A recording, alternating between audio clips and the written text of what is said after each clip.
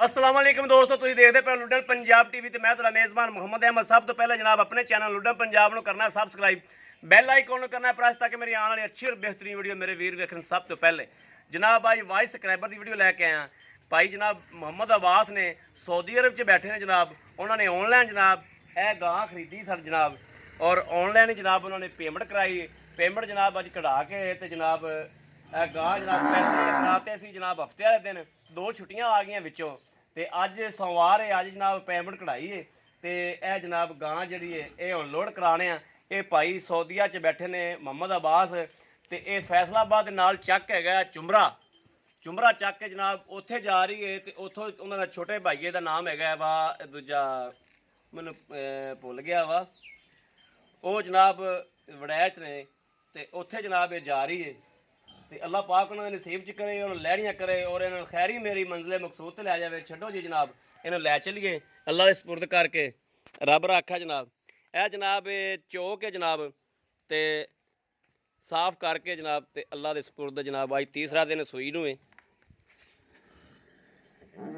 चलो जी रब रखा जी। यह जनाब जानवर भल पाई फिरदा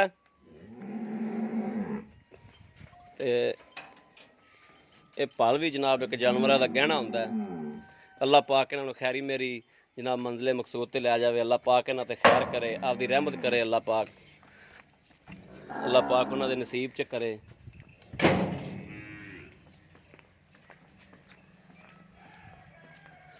और मगर जनाब अच्छा बड़ा सोहना है। और पिछले सूबे जनाब इहदा पहला सूबा सी ते पिछले सूबे जनाब इन्हें 2 वछियां दित्तियां। इस गल का सानू हुण पता चलिया वा। ये मैं हुण आके तफसील पुछी है तो भाई ने दस्सिया भी इन्हें पिछले सूबे दियां 2 वछियां सन करमां वाली दियां। और अल्लाह करे भी अगले सूबे भी खरे 2 ही दे देवे। बाकी जी अल्लाह के सपुर्द रब रखा है जी। अल्लाह पाक लैणियां करे, अल्लाह पाक उन्होंने नसीब च करे। अल्लाह पाक खैरी मेरी इन मंजिले मकसूद ते लै जाओ जनाब। और डाला लग्या खलोता है यह जनाब भाइयों विखावागे तसल्ली करावागे। अगर मेरे किसी होर वीर भरा ने भी लैनी हो जनाब ऑनलाइन लैनी हो उत्ते आना हो जनाब 7 बिस्मिल्ला उत्ते आके लिजा सकता है। ऑनलाइन लैनी हो जनाब ऑनलाइन भी लै सकता है जनाब। घर पहुँच दी दी है बिला झिझक जनाब।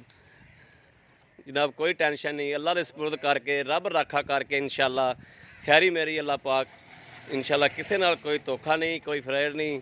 अल्लाह की मेहरबानी नाल जिवें कोई भाई पेमेंट लवांदा है जनाब उवें उहदी मानत करके जनाब हाँ आ कर्मा वाली बच्चे दे मगर चल खां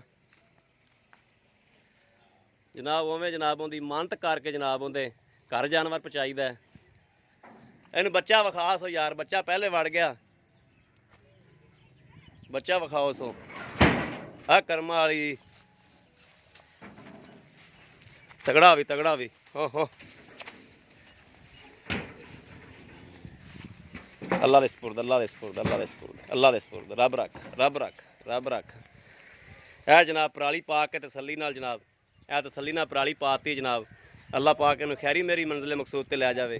अल्लाह पाक उन्होंने लैणियां करे। और भाई अब्बास बहुत अच्छे इंसान ने, बहुत अच्छे आदमी ने जनाब। अल्लाह पाक जनाब उन्होंने तंदुरुस्ती देवे, सेहत देवे। और जनाब बाहर बह के जनाब बड़े औखे पैसे कमाए जाते हैं। और अल्लाह पाक उन्होंने नसीब च करे, उन्होंने लैणियां करे। बार बार असीं इस गल की दुआ करने कि अल्लाह पाक उन्होंने लैणियां करे जनाब। यह मेरे वीर डाला वेखदे पैन जनाब, यह डाला वा यह नंबर नोट कराने जनाब। अक्सर ही जनाब ये मेरे जानवर लैके जाता है यह डाला जनाब।